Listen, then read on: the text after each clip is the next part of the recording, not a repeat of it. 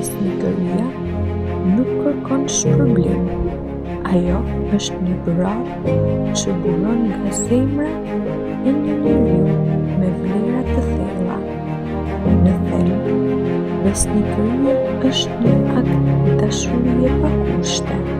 Ajo nuk preferuar trokitje, nuk e madh vetën me interes, por lufton me heshtje brenda veprimeve të përditshme. Të jesh besnik duke thënë të qëndrosh i qëndrueshëm në të vërtetën tënde, në premtimet që ke dhënë dhe në përgjegjësitë që ke marrë, edhe kur askush nuk e sheh, besnikëria mbetet